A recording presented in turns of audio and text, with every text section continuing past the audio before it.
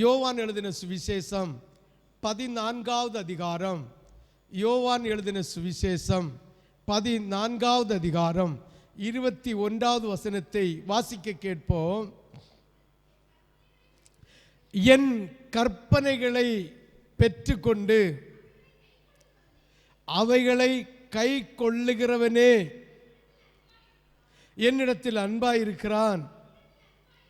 என்னிடத்தில் அன்பாயிருக்கிறவன் என் பிதாவுக்கு அன்பாயிருப்பான். நானும் அவனில் அன்பாயிருந்து அவனுக்கு என்னை வெளிப்படுத்துவேன் என்று சொல்லுகிறார். ஹல்லேலூயா, ஹல்லேலூயா.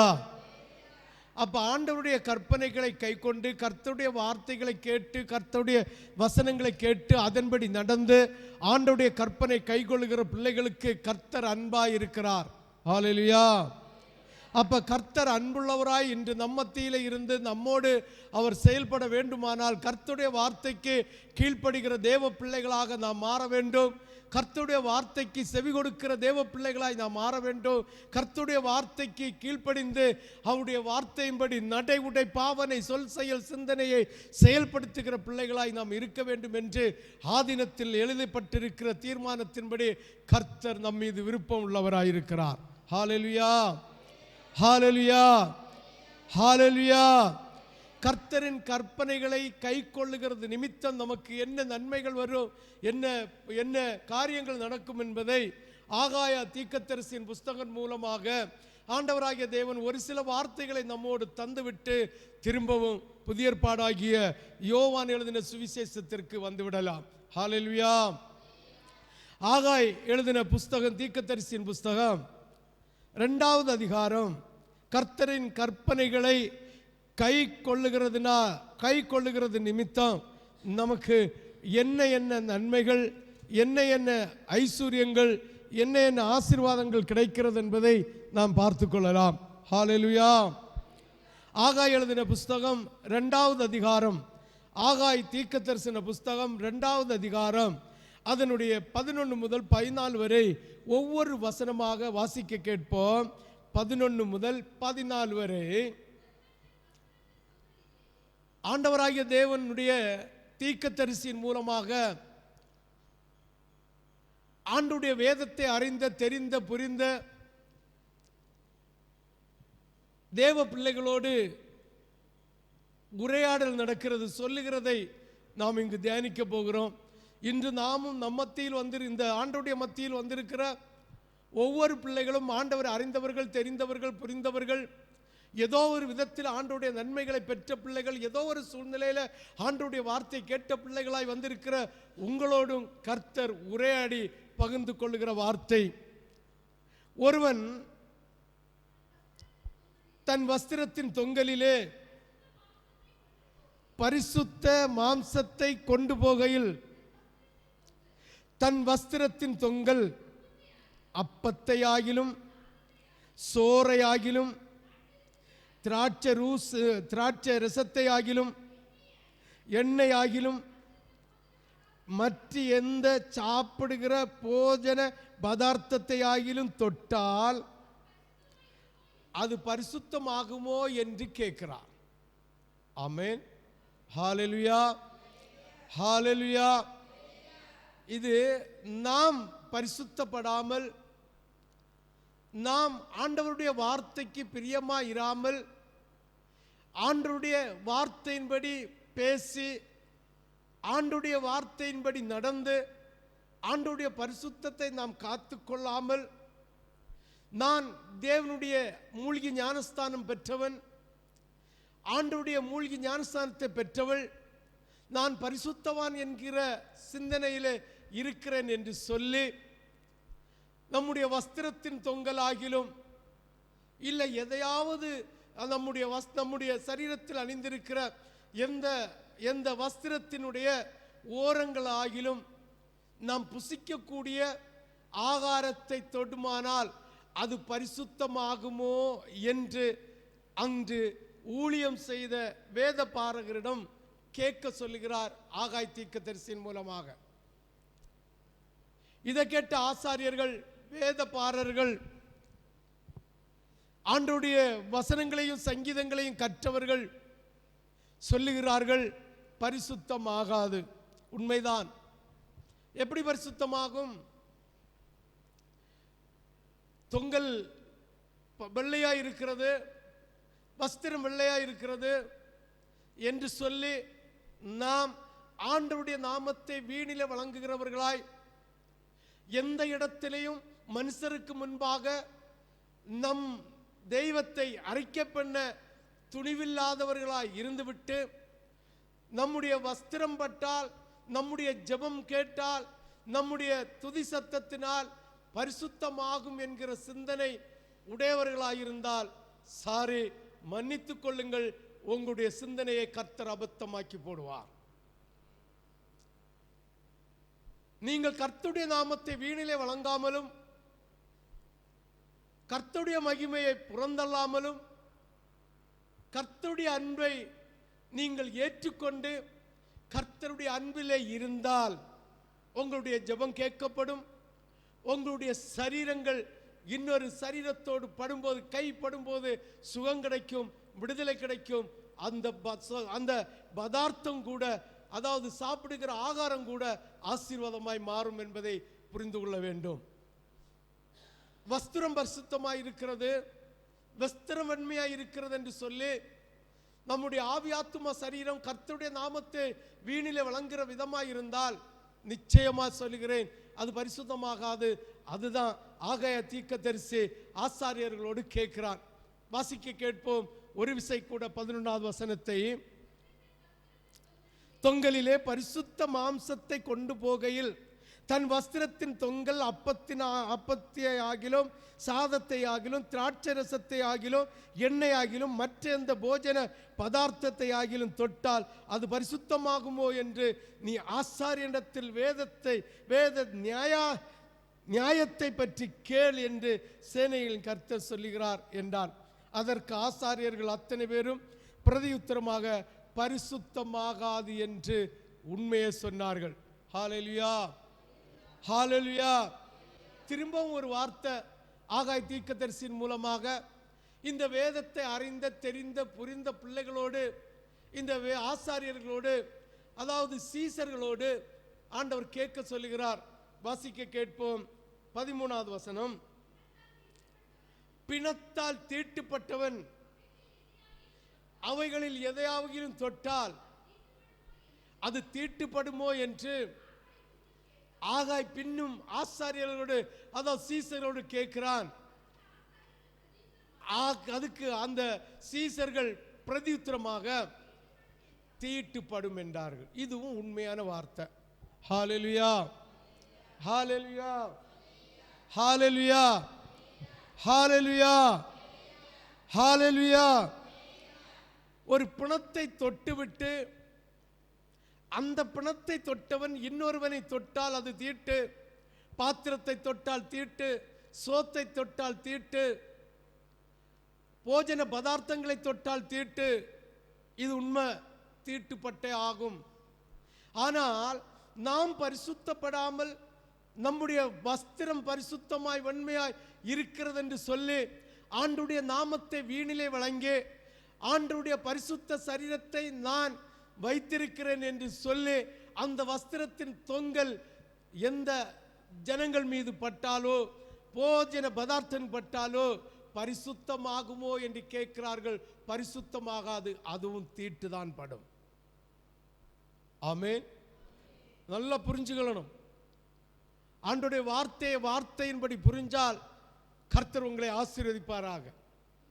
ரெண்டுக்கும் ஒரே பதில், தீட்டுப்பட்டே ஆகும். ஏனென்றால் நம்முடைய ஆவி ஆத்துமா பரிசுத்தப்படாமல் நாம் நம்முடைய சரீரங்களினால், நம்முடைய ட்ரெஸ்ஸுகளினால், நம்முடைய சிகை அலங்காரங்களினால், நம்முடைய பேச்சுகளினால், நம்முடைய சிந்தனைகளினால் ஆண்டவருடைய நாமத்தை வீணிலே வழங்கி கொண்டு நாமோ தண்டிக்கக்கூடிய சூழ்நிலையில் இருந்து கொண்டு நான் ஆண்டவருடைய மாம்சத்தை புசித்தவன், ஆண்டவருடைய இரத்தத்தை நான் பருகினவன், நான் மூழ்கி ஞானஸ்தானம் எடுத்தவன் என்று சொல்லி அந்த அந்த அந்த அப்பமும் ரசமும் இருக்கிற பந்தியில கைபோடுவதற்காக நீங்கள் ஆயத்தப்பட்டு வரும்போது அந்த பந்தியை ஆசரித்த உங்களுடைய சரீரமாகிய உங்களுடைய வஸ்திரங்கள், இரட்சிப்பின் வஸ்திரங்கள் தீட்டுப்பட்டு இருக்குமானால் நிச்சயமாய் இந்த பிரேதத்தில் கை தொட்டு எந்த போஜன பதார்த்தத்திலும் நீ தொடுவாயானால் அது தீட்டுப்படுகிறது உண்மை என்றால், நீயும் அசுத்தத்தோடு தேவனுடைய நாமத்தை வீணில வழங்கும்படியாக நீ ராபோஜன பந்தியில கை போட்டாலும் கர்த்தருடைய கட்டளையை மீறுகிற உனக்கு நீ தொடுகிறதெல்லாம் தீட்டு. உன் பிள்ளையை தொட்டா தீட்டு, உன் மனைவியை தொட்டா தீட்டு, உன் புருஷனை தொட்டா தீட்டு, அத்தனையும் பாவக்கரையாய் மாறும் என்பதை நாம் புரிந்து கொள்ள வேண்டும். ஹல்லேலூயா. யாருக்கெல்லாம் புரியுது? புரிஞ்சவங்க எல்லாம் ஒரு அல்லேலூயா சொல்லலாமே. அப்ப ஆசாரியனை கேட்டபோது சொல்லுகிறார்கள், பிரதியுத்தரமாக தீட்டுப்படும் என்றார்கள். 14வது வசனத்தை வாசியுங்கள். அப்பொழுது ஆகாய், அப்படியே இந்த ஜனங்களும் இந்த ஜாதியாரும் என்னுடைய சமூகத்தில் இருக்கிறார்கள் என்று ஆண்டவராகிய தேவன் சொல்லுகிறார். அவைகளுடைய கைகளின் எல்லா கிரியைகளும் அப்படியே இருக்கிறது, அவர்கள் அங்கே கொண்டு வந்து படைக்கிறதும் தீட்டுப்பட்டிருக்கிறது. இனி இந்த 4 வசனத்தின் சுருக்கி சொல்லிதார். செத்த பிரேதத்தை ஒருவன் தொட்டா 7 நாள் அவன் ஸ்நானம் பண்ணும் வரைக்கும், ஸ்நானம் குளிக்கும் வரைக்கும், அதாவது 7 நாள் வரைக்கும் அவன் எதை தொட்டாலும் அது பாவக்கரையாய் இருக்கும் என்பது வேதத்தினுடைய கட்டளை. ஒருவன் ஆண்டவருடைய மூழ்கி ஞானஸ்தானத்தை எடுத்து பரிசுத்த ஆவியின் அபிஷேகத்தை பெற்று அனுதினமும் அதிகாலையில் ஆண்டவரோடு காத்திருந்து ஆண்டவருடைய நன்மையை பெறும்படிக்கு பாவ மன்னிப்பை பெற்று பாவ அறிக்கையை செய்து பரிசுத்தமாய் இருக்கிறவர்களுடைய சரீரம் இல்லை வஸ்திரம் இல்லை ஆண்டவருடைய உடன்படிக்கையை காத்து கொண்டு ஆண்டவருடைய உடன்படிக்கையினால் ஒரு ஆண்டவருடைய இரத்தத்தினால் உன்னை கழுவப்பட்டு அதை காத்து கொள்ளுகிறவருடைய கரம் எந்த சிரசின் மேல் பட்டாலும் அது ஆசீர்வாதமாக இருக்கும், கரையா மாறாது. இப்ப ஆண்டவருடைய நாமத்தை வீணில விளங்கி ஆண்டவருடைய உடன்படிக்கையை ஏற்றுக்கொண்டு அதன்படி அதை காத்து கொள்ளாத ஒரு மனுஷன் ஆண்டவருடைய உடன்படிக்கை செய்துவிட்டேன் என்று சொல்லி, ஆண்டவருடைய வசனத்தை நான் தியானிக்கிறேன் என்று சொல்லி, ஆண்டவருடைய மகிமையை நான் பெற்றுவிட்டேன் என்று சொல்லி, ஆண்டவருடைய வரங்களை நான் பெற்றுவிட்டேன் என்று சொல்லி ஒருவனுடைய இரட்சிப்பின் வஸ்திரத்தினால் எந்த போஜன பதார்த்தத்தையும் எந்த மனுஷனை தொட்டாலும் அது தீட்டாக பிரேதத்தை தொடுகிற அதே பாவம் அதே தீட்டு உண்டாகும் என்று வேதம் சொல்லுகிறது. இப்ப யாருக்கெல்லாம் புரிஞ்சு? அப்ப ஆண்டவருடைய உடன்படிக்கையை காத்து கொண்டு ஆண்டவருடைய கற்பனைகளை ஏற்றுக்கொள்ளுகிற பிள்ளைகளுக்கு அவர் தன்னை வெளிப்படுத்தி அவர் தன் மூலமாக இருக்கிற கிருபைகளையும் மகிமைகளையும் அவர்கள் மூலமாக வெளிப்படுத்தி ஜனங்களுக்கு விடுதலையும் நன்மையும் கொடுக்கிற தெய்வம். இதுதான் இந்த 4 வசனத்தினுடைய அர்த்தம். ஆமென், ஆமென்.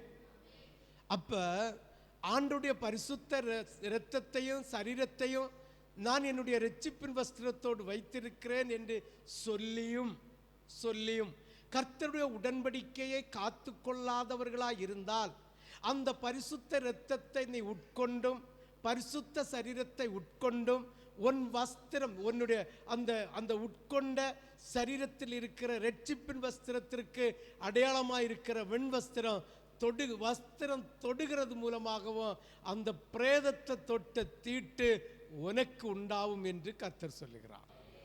ஹல்லேலூயா. அதன் கர்த்தரின் கற்பனைகளை கை கொள்ளாதது நிமித்தம் நம்முடைய வஸ்திரம் ஜனங்கள் மேல பட்டாலே தீட்டு. அது எப்படிப்பட்ட தீட்டு?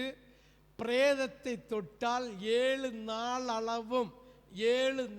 அளவும் நாம் தீட்டுள்ளவர்களாய் இருந்து யாரை தொட்டாலும் அவர்களும் தீட்டுள்ளவர்களாய் மாறுகிறது போல ஆண்டவருடைய உடன்படிக்கை என்கிற கற்பனையை காத்து கொள்ளாத எந்த ஊழியக்காரனும் எந்த ஊழியக்காரியும் எந்த விசுவாசிகளும் இந்த தீட்டை போலத்த தீட்டுடையவர்களாய் இருக்கிறீர்கள் என்று அர்த்தமாம்.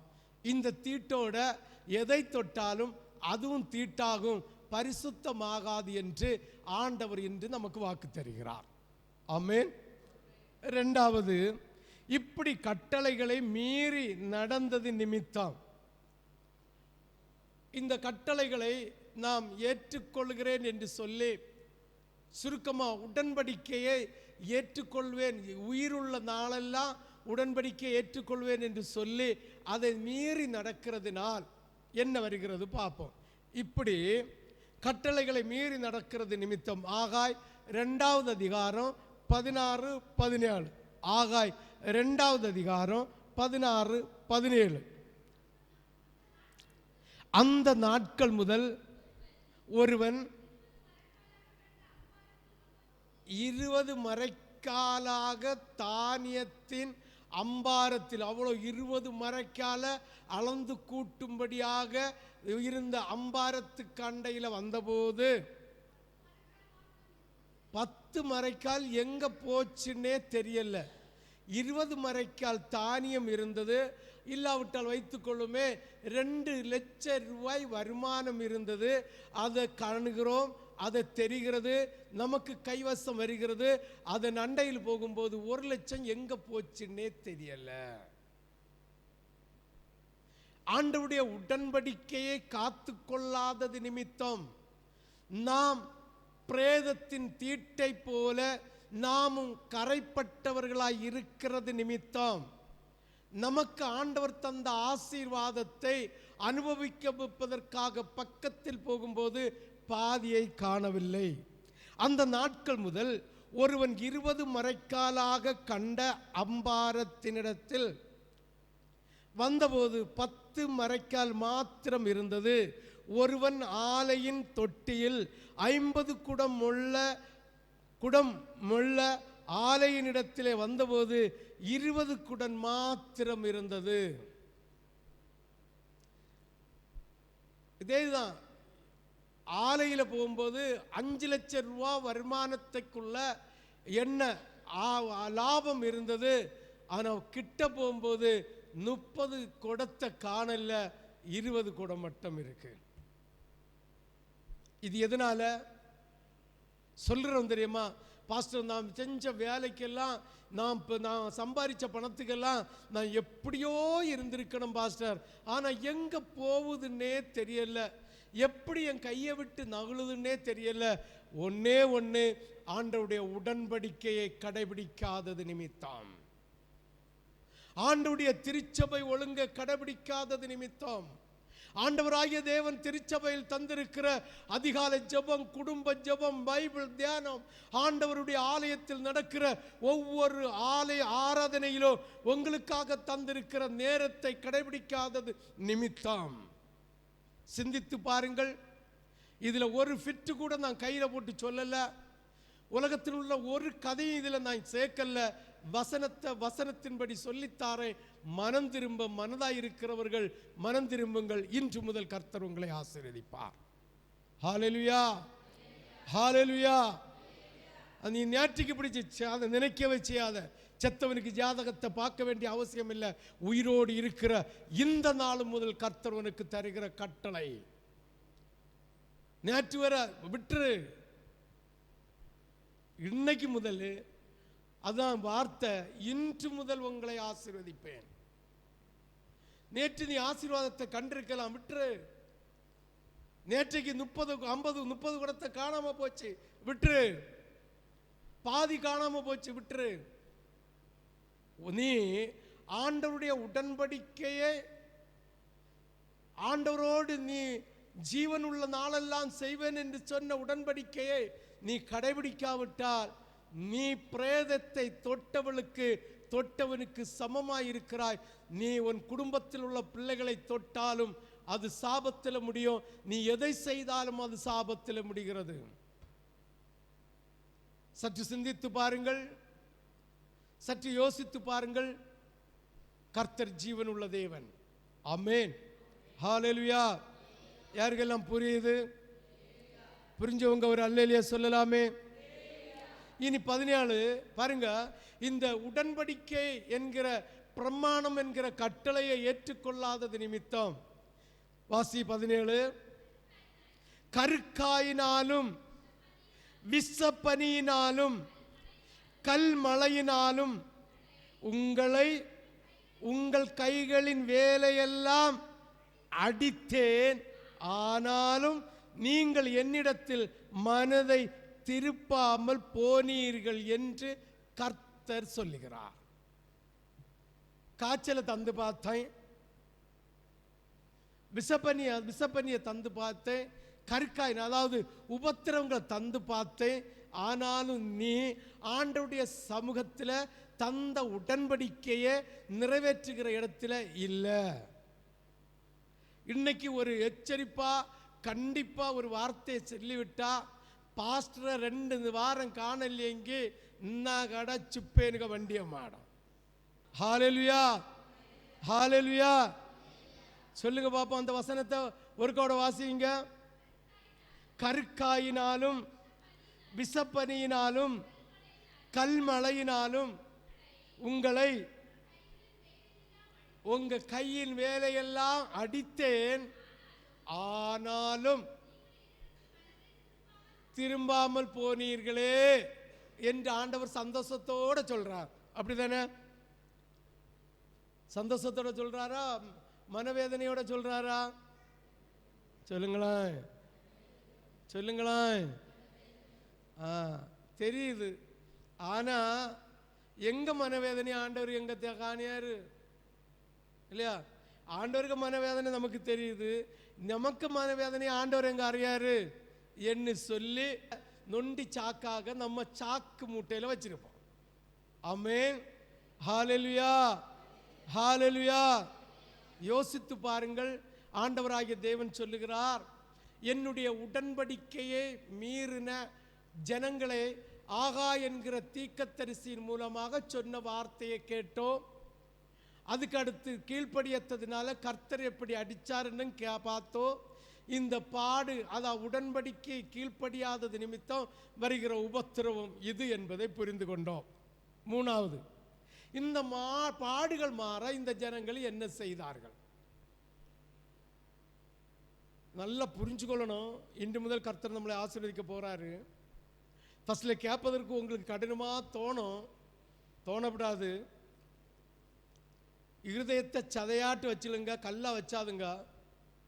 கல்லுக்குள்ள ஊசி ஒன்றும் இறங்காது, ஒரு மண்ணாங்கட்டியும் இறங்காது, சதைக்குள்ள எல்லாம் இறங்கிடும். அதனால இருதயத்தை லெகுவா வைத்திலுங்க. அப்பதான் உங்களுக்கு இது புரியும், அப்பதான் இது உங்களுக்கு புரியும். ஆமென், ஹல்லேலூயா. அப்ப பாருங்க, இந்த ஜனங்கள் ஆண்டவருடைய உடன்படிக்கையை ஏற்றுக்கொள்ளாதது நிமித்தம் பிரேதத்தில் இருக்கிற தீட்டை போல இவர்கள் தீட்டாய் மாறி, ஆனாலும் சொல்வார்கள் நான் ஜெபிக்கிறேன், நான் துதிக்கிறேன். அடிக்கடி சொல்லுவேன் தெரியுமா?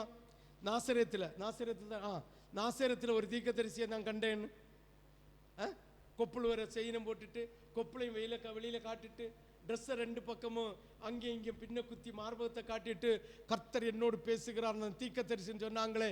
இதே போல நம்முடைய சபையிலும் ஆண்டவருடைய உடன்படிக்கையை கீழ்ப்படியாத தீர்க்கதரிசிகள் இருக்கிறீர்கள். அவங்க வெளிப்படையா இருக்கிறீர்கள், நம்ம அந்தரங்கமா இருக்கிறோம். நாங்க ஜெபிக்கிறோம், நாங்கள் துதிக்கிறோம், நாங்கள் ஆண்டவரோடு பேசுகிறோம் என்று சொல்லி ஆண்டவரோடு செய்த உடன்படிக்கையை ஏற்றுக்கொள்ளாமல் அதை நடப்பிக்காமல், அதாவது பிரேதத்தின் மேல் இருக்கிற தீட்டை போல நம்முடைய சரீரத்தில் வைத்துவிட்டு நாம் மற்றவர்களுக்காக ஜெபிக்கிறோம், மற்றவர்களுக்காக திறப்பில் நிற்கிறோம், சாபமான காரியத்தை செய்து கொண்டிருக்கிறோம். இப்படி உடன்படிக்கையை மீறுகிறவர்களை அவர் பனியினாலும் காற்றினாலும் தண்டிக்கிறாரா? கல்மழையினாலும் தண்டிக்கிறாராம். அது மட்டும் இல்லை, நீ சம்பாதிச்சு வச்சுக்கிறதுல எங்க போச்சுன்னு அறியாத போகிற மாதிரி, காற்றோடு கரைஞ்சு போகிறது மாதிரி உன் வருமானத்தையும் கையில வச்சிருக்காம தள்ளி விடுகிறார்.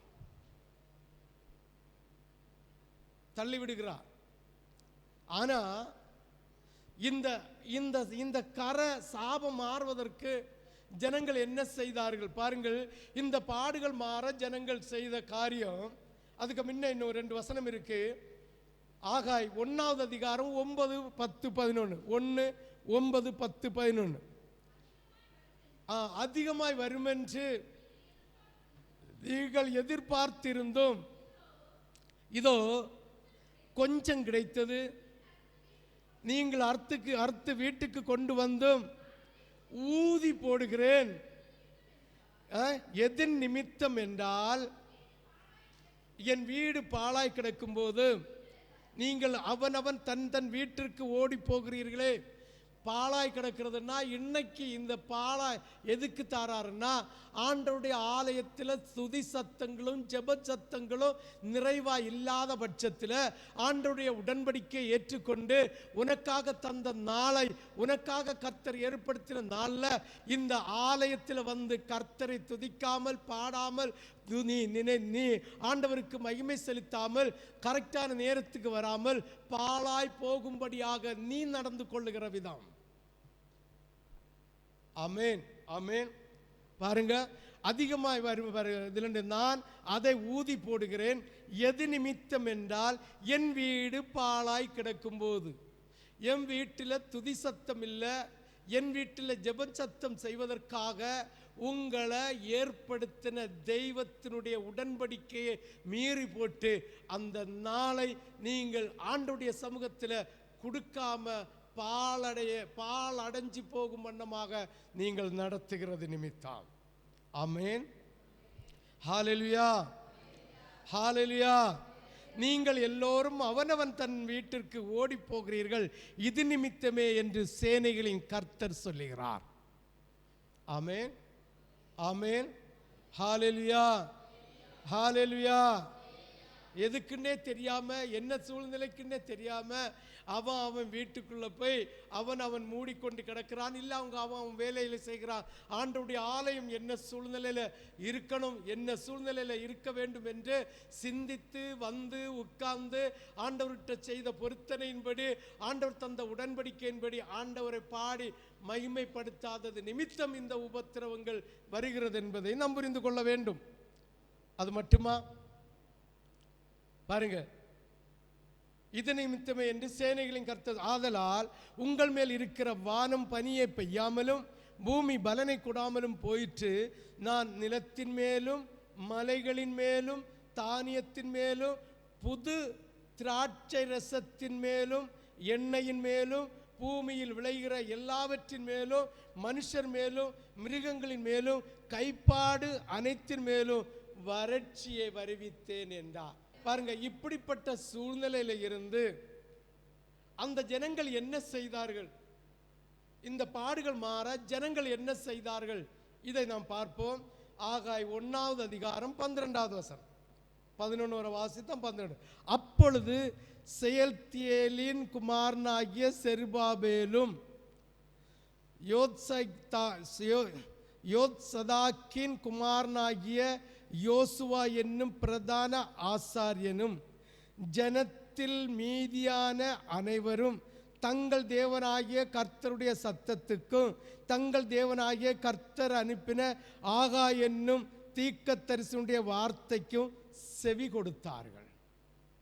ஒன்னே ஒன்று, இன்று முதல் கர்த்தர் உங்களை ஆசீர்வதிக்கணும்னா அன்று முதல் ஜனங்களை ஆசீர்வதிக்க காரணம் ஆகாய் என்கிற தீர்க்கதரிசிக்கு செவி கொடுத்தார்கள். இன்று இந்த இடத்துல பிரசங்கம் பண்ணுவதற்காக உங்களுக்காக ஏற்படுத்தின உங்க ஊழியக்காரனுடைய வசனத்துக்கு கீழ்ப்படிஞ்சா மட்டும் போதும்.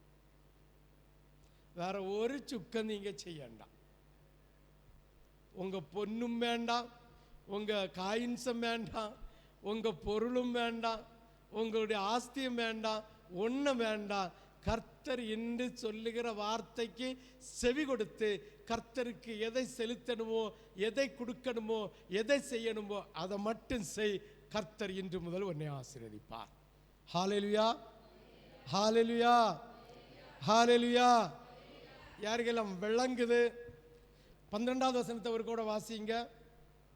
அப்பொழுது செருபாபேலும் ஆசாரியனும் அனைவரும் சத்தத்துக்கும் வார்த்தைக்கும் செவி கொடுத்தார்கள். அவ்வளவுதான்.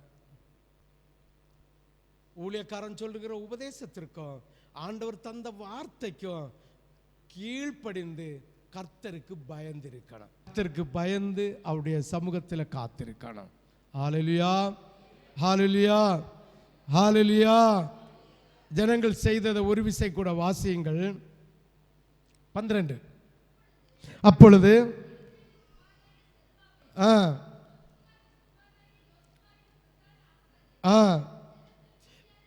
அனைவரும் சத்தத்திற்கும் தீர்க்கதரிசியினுடைய வார்த்தைகளுக்கும் செவி கொடுத்தார்கள். ஜனங்கள் கர்த்தருக்கு முன்பாக பயந்திருந்தார்கள். ஆமென். இதை செய்வீர்களானா கர்த்தர் இன்னும் முதல் உங்களை ஆசீர்வதிக்க போகிறார். உண்மையா ஆண்டுடைய உடன்படிக்கைக்கு வார்த்தைக்கு கீழ்ப்படிந்து இன்னைக்கு சொல்லி தந்த ஊழியக்காரனுடைய உபதேசத்திற்கு செவி கொடுத்து கர்த்தருக்கு பயப்பட்டு இருப்போம் என்று சொல்லுகிறவர்கள் 2 கரங்களையும் வானத்துக்கு நேராக உசத்தி 3 உரத்த சத்தமா செல்லமா கரந்தட்டு கொடுக்கலாமே. சரி, ஹல்லேலூயா. இப்பொழுது இந்த பயந்து கர்த்தருடைய பாகத்தில் பயந்து உம்முடைய வார்த்தைக்கு கீழ்ப்படிவோம், உம்முடைய ஊழியக்காரனுடைய உபதேசத்துக்கு கீழ்ப்படியும் என்று பயந்து இருந்தவர்களை பார்த்து கர்த்தர் சொல்லுகிறார். இப்பொழுது ஜனங்களை பார்த்து கர்த்தர் சொல்லுகிற வார்த்தை ஆகாய் 1:13. அப்பொழுது கர்த்தருடைய தூதனாகிய ஆகாய் கர்த்தர் தூது அனுப்பிய வார்த்தையின்படி ஜனங்களை நோக்கி நான் உங்களோட இருக்கிறேன் என்று சொல்லுகிறார். ரொம்ப சிம்பிள். நமக்கு ஆசீர்வாதத்தை வாங்கணும்னா சிம்பிள் மேட்டர், சின்ன காரியம்தான். ஹல்லேலூயா. நீங்க ஆண்டவரோடு செய்து கொடுத்த உடன்படிக்கையில ரைட் ஹேண்டா இருங்க, ரைட் சரியா இருங்க. ஆண்டவருடைய அந்த வார்த்தைக்கு, அதான் உடன்படிக்கை, அவர் தந்த வார்த்தைக்கு கரெக்டா இருங்க. ஊழியக்காரன் சொல்லித்தார உபதேசத்தை கேட்கிறவர்களா இருங்க. இது 2 விட கர்த்தருக்கு பயப்படுகிறவர்களா இருங்க. நீங்க கர்த்தருக்கு பயப்படுகிறவர்களா இருந்தா ஆகாயுடைய வார்த்தைக்கும் கீழ்ப்படுவீங்க, தேவனுடைய வார்த்தைக்கும் கீழ்ப்படுவீங்க. ஆமென், ஹல்லேலூயா. ஆகாய் 2வது அதிகாரம் 19வது வசனம். களஞ்சியத்தில் இன்னும் விதை தானியம் உண்டோ? திராட்சை செடியும் அத்தி மரமும் மாதளம் செடியும் ஒலிவ மரமும் கனி கொடுக்கவில்லையே. நான் இன்று முதல் உங்களை ஆசீர்வதிப்பேன் என்று சொல்லுகிறார் என்றார். அதுதான் நீங்க, அதாவது எவ்வளவு ஆசீர்வாதம் இருந்தாலும் பாதிக்கு முக்கால் எங்களை விட்டு அகன்று போகிறது. எப்படி போகிறது என்று தெரியல. 1000 ரூபா வந்தா எப்படி எங்களை விட்டு தாண்டி போகுதுன்னு தெரியல.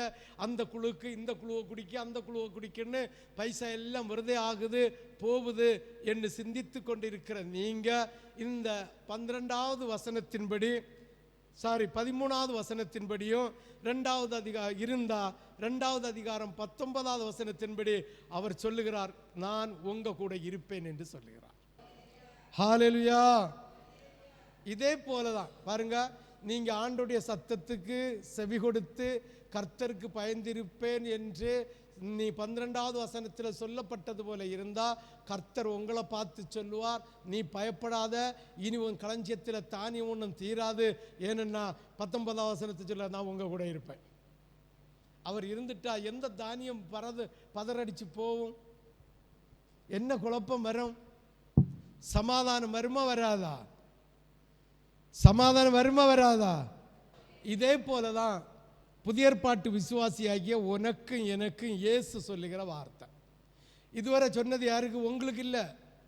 நீங்க உங்களுக்குன்னு நினைச்சிடப்படாது. உங்களுக்கு இல்லை.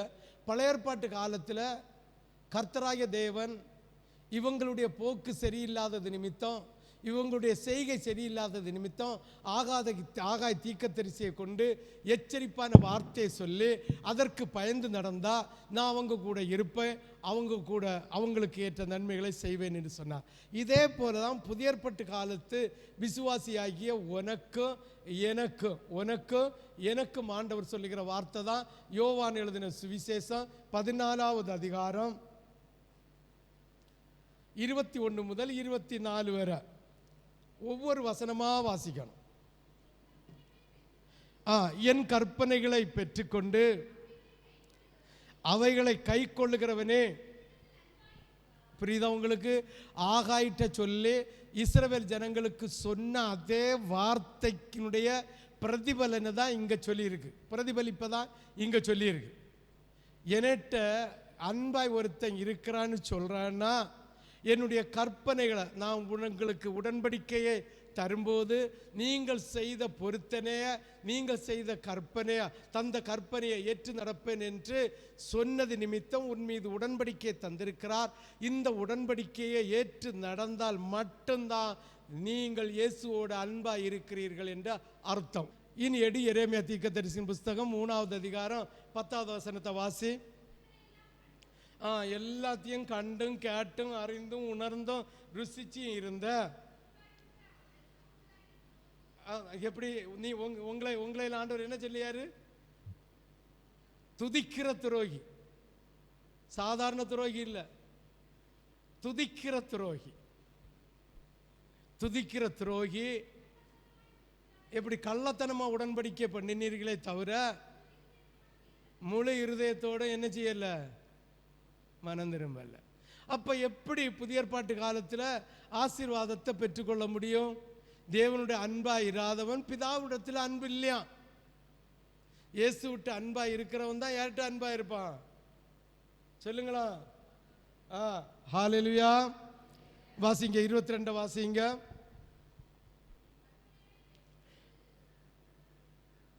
பதினாலு 22.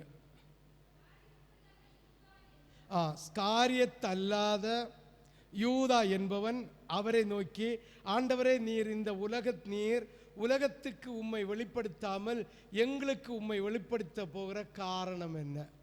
இதை நம்ம அறியணும். உலகத்தில் இருக்கிறவங்களுக்கு இந்த உடன்படிக்கை செய்து, இதை நம்ம நல்லா புரிஞ்சுக்கணும். இந்த வசனத்தை பெந்தேகோஸ்து விசுவாசிகள் புரிந்து கொள்ள வேண்டிய ஒரு வசனம். இத உலகத்தில் இருக்கிற ஜனங்களுக்கு வெளிப்படுத்தாம ஏன் உங்களுக்கு வெளிப்படுத்துகிறார் என்று அறியணும். யூதாஸ் காரியத்தை அல்லாத ஒரு யூதா கேட்கிறான், ஆண்டவரே, இத மற்றவர்களுக்கெல்லாம் வெளிப்படுத்தாத பந்தியில கைபோடிய சீசன் ஆகிய எங்களுக்கு இதை ஏன் வெளிப்படுத்துகிறீர்? ஏன் வெளிப்படுத்து உங்களுக்கு ஏன் வெளிப்படுத்துகிறேன்னு அறியணுமா வேண்டாமா? அடுத்த வசனத்தை வாசி. இயேசு அவனுக்கு பிரதி உத்தரமாக, ஒருவன் என்னில் அன்பாயிருந்தால் அவன் என் வசனத்தை கைக்கொள்வான், அன்பாயிருப்பார், அவனோடு வாசம் பண்ணுவார். அப்ப எதுக்காக உலகத்தில் இருக்கிற மனுஷர்களோடு உடன்படிக்கை செய்யாம அவருடைய சீசர்களோடு உடன்படிக்கை செய்கிறார் என்றால், பரதேசி என்கிற உன்னதமான ஸ்தலத்தை போல ஆதாமும் ஏவாளும் வாழ்ந்த தோட்டத்தில் ஆதாமும் ஏவாளோடும் வந்து இருந்து பேசினது போல உன்னோடு வந்து பேசுவதற்காக, உன்னோடு வந்து இருப்பதற்காகவே உனக்கு இந்த உடன்படிக்கையை வெளிப்படுத்துகிறார். அடுத்த வசனத்துக்கு போங்க பார்ப்போம். என்னில் அன்பா இராதவன் நிச்சயம் மாட்டான். அன்பா இருக்கிறவன் என்ன செய்வானா? இந்த வசனத்தை வாசிங்க பார்ப்போம். என்னில் அன்பா இராதவன், நேத்து உள்ளதை கனவு பண்ணக்கூடாது, இன்னைக்கு உள்ளது. ஆமென். அப்ப நேத்து வேற உள்ள சுபாவத்தை மாத்தக்கு தான் கர்த்தர் உங்களோட பேசிட்டு இருக்கிறார். ஆமென். ஆமே. இன்னைக்கு முதல் கர்த்தருடைய வார்த்தையை கடைபிடிச்சு ஆகாய் தீர்க்கதரிசி சொன்ன வார்த்தைகளை கேட்டது போல ஊழியக்காரன் தருகிற உபதேசத்தை கேட்டு கர்த்தருக்கு பயந்திருந்து அவர்கிட்ட அன்பா இருந்தா கர்த்தர் உங்க கூட இருப்பார். வேற என்ன வேணும்னு கேட்க. ஹல்லேலூயா. அவர் வந்து இருந்துட்டா, அவர் நம்மோடு பேச தொடங்கிட்டா, நம்மோடு உறவாட தொடங்கிட்டா, எத்தனை கோடி தந்தாலும் கிடைக்காத சந்தோஷம். ஆமென். அவர் சொல்றார், நீ கீழ்ப்படிஞ்சிட்டா நான் உங்க கூட இருப்பேன்னு சொல்றார். ஆமென். யாரெல்லாம் இயேசு என்னோட இருக்கணும்னு மனசுல ஒரு விருப்பத்தோட ஒரு சந்தோஷத்தோட என்னோட இருக்கணும்னு சொல்றவங்க ஒரு அல்லேலூயா சொல்லுங்களா. அப்ப இயேசு எனக்கு கூட இருக்கணும்னு சொல்றவங்க மட்டும் ஒரு அல்லேலூயா சொல்லுங்களா. அப்ப இயேசு இருக்கணும்னா வழி இதுதான். நேத்து வரை உள்ளதை மறந்துட்டு இன்னைக்கு புதிதென கர்த்தர் உங்களுக்கு உபதேசத்தை தருகிறார். அவருடைய கற்பனைகளை கை கொண்டு ஆண்டவரிடத்தில் அன்பாய் இருப்பதற்காக அவருடைய வார்த்தையை கை கொண்டால் அவர் உன்னோடு இருப்பேன்னு சொல்றார். எத்தனாவது வசனம் வரை வந்தோம்? 24 ஒரு கவுட வாசி. என்னில் அன்பாய் இராதவன் வசனங்களை கை கொள்ள மாட்டான். நீங்கள் கேட்கிற வசனம் என்னுடையதாயிராமல் என்னை அனுப்பின பிதாவினுடையதா இருக்கிறது. புரியுதா? இயேசு சொல்லி தந்த வசனம் அத்தனையும் இயேசுவுக்கு உடையதல்ல, பிதா சொன்னதை அவர் சொல்லி இருக்கிறார். இன்னைக்கு நான் தார உபதேசமோ என்னுடையதல்ல, இயேசு சொன்ன உபதேசத்தை சொல்லித்தார. ஹல்லேலூயா, ஹல்லேலூயா. அப்ப இதையெல்லாம் சொல்லித்தராம ஆசீர்வாதத்தை மட்டும் ஒரு பிரசங்கம் செய்தா உங்களுக்கு கிடைக்குமா? கிடைக்காது. ஆமென், ஹல்லேலூயா. ஒரு பவுனு நகை வேண்டணுமெங்கி சொல்லுவேன், நீங்க வீலண்டு ஒவ்வொரு பைசாயா எண்ணி 72,000 சம்திங்க கொண்டு போங்க, எங்கி ஒரு பவுனை வாங்கிட்டு வரலான்னு சொல்லுவேன். சொல்லியது எனக்கு பொறுப்பு.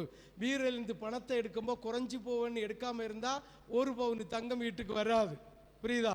அப்ப ஒவ்வொரு பைசாயை எண்ணி சொன்ன பணத்தை கொண்டு போனா கடைக்காரன் உங்களுக்கு பொண்ணை தந்து விடுவான்.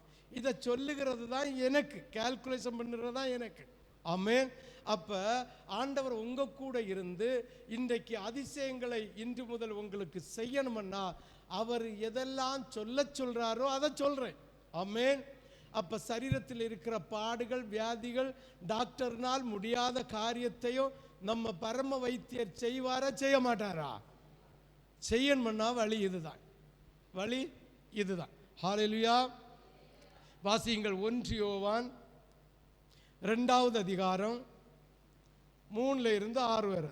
1 யோவான் 2வது அதிகாரம் 3ல இருந்து 6 வரை. அவருடைய கற்பனைகளை நாம் கை கொள்ளுகிறவர்கள் ஆனால் அதனால அறியப்படும். ஆண்டவரை நீ அறிஞ்சிருக்கிறேன்னு அர்த்தமே அவருடைய கற்பனைகளை கை கொள்ளுகிறதுனால. ஏன்னா அறிஞ்சிருக்கிறவங்க கர்த்தரை கண்டு ஒரு பயம்.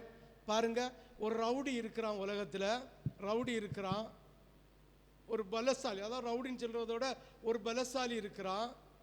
அவன் வந்தா நம்மளை அடிப்பான், ஏதாவது ஒன்று செய்து போடுவான் என்கிற பயம் பயம் இருக்கும்போது, அவனை காணும்போது ஒரு பயம் இருந்தா அந்த அந்த பலவானை நாம் அறிந்திருக்கிறோம் என்று அர்த்தம். ஆமென். அந்த பலவான் வந்து அவனை அறியாதது நிமித்தம் நம்ம அவனுடைய எதிர்பேரும் பேசும்போது அவன் அடித்து நம்மளை நொறுக்கி போடுவான். இதே போலதான் ஆண்டோடைய கற்பனையை நீ அறிஞ்சிருந்தா, நீ கடைபிடிச்சா, நீ ஆண்டவர் அறிஞ்சிருக்கிறாய் என்ற அர்த்தம். இல்லாத பட்சத்தில் நீ துதிச்சு ஜெபிச்சு ஆராதிச்சு நோ யூஸ். ஹல்லேலூயா. 4வது வசனத்தை வாசி. அவரை அறிந்திருக்கிறேன் என்று சொல்லியும் அவருடைய கற்பனைகளை கை கொள்ளாதவன் பொய்யனாயிருக்கிறான். பொய். ஆமென். ஆண்டவர் அறிஞ்சிருக்கிறேன், தெரிஞ்சிருக்கிறேன், புரிஞ்சிருக்கிறேன்னு சொல்லி அவருடைய உடன்படிக்கையை கை கொள்ளாமல் இருந்தா உங்க பேர் என்னது சொல்லுங்களா? வாசி 5வது வசனம். அவருடைய வசனத்தை கை கொள்ளுகிறவனிடத்தில் மெய்யாக பூரணப்பட்டிருக்கும். நாம் அவருக்குள் இருக்கிறோம் என்பதை அதனாலே அறிவோம். அவருக்குள் நிலைத்திருக்கிறோம் என்று சொல்லுகிறவன் அவர் நடந்தபடியே தானும் நடக்க கடவன். ஆண்டவர் எதை செய்தாரோ அதை நாம் என்ன செய்யணும்? இன்னை ஊழியக்காரங்க என்னெல்லாம் செய்கிறாங்களோ அதை பார்த்து செய்யணும். நாசமாக போகுது. ஆமே. ஆண்டவர் என்ன, இயேசு நமக்கு என்ன சொல்லி தந்தாரு, எப்படி நடந்தாரு, அதை பார்க்கணும். அதன்படி நம்ம செய்தா நமக்குள்ள ஜீவன் இருக்குன்னு அர்த்தம். ஆமேன். அப்படியே யோவான் 14, 25, 26, 27 வாசி. யோவான் 14, 25, 26, 27. நான் உங்களுடனே தங்கியிருக்கையில் இவைகளை உங்களுக்கு சொன்னேன். என் நாமத்தினாலே பரிசுத்த ஆவியாகிய தேற்றரவாளனே எல்லாவற்றையும் உங்களுக்கு போதித்து நான் உங்களுக்கு சொன்ன எல்லாவற்றையும் உங்களுக்கு நினைப்பூட்டுவார். சமாதானத்தை உங்களுக்கு வைத்து போகிறேன். ஆண்டவர் இன்னைக்கு தர வாக்கு தத்தம், சமாதானத்தை உங்களுக்கு தந்து போகிறேன். அதுதான் இன்று முதல் உங்களை ஆசீர்வதிக்க போகிறேன். ஹல்லேலூயா. சமாதானத்தை உங்களுக்கு வைத்து போகிறேன், என்னுடைய சமாதானத்தை உங்களுக்கு கொடுக்கிறேன். உலகம் கொடுக்கிற பிரகாரம் நான் உங்களுக்கு கொடுப்பதில்லை. உங்கள் இருதயம் கலங்காமலும் பயப்படாமலும் இருப்பதாக. ஆமென். நீங்கள் ஆண்டவருடைய கற்பனையை கை கொண்டால், ஆண்டவருடைய உடன்படிக்கையை ஏற்றுக்கொண்டு அதன்படி நடந்தால் நிச்சயமாக உலகம் தருகிற ஆசீர்வாதத்தை போல அல்ல, பரத்திலிருந்து ஆண்டவராகிய தேவன் விசேஷித்த ஆசீர்வாதத்தை நமக்கு வைத்திருக்கிறார். நீங்கள் கலங்காமலும் திகையாமலும் இருங்கள் என்று கர்த்தர் சொல்லுகிறார்.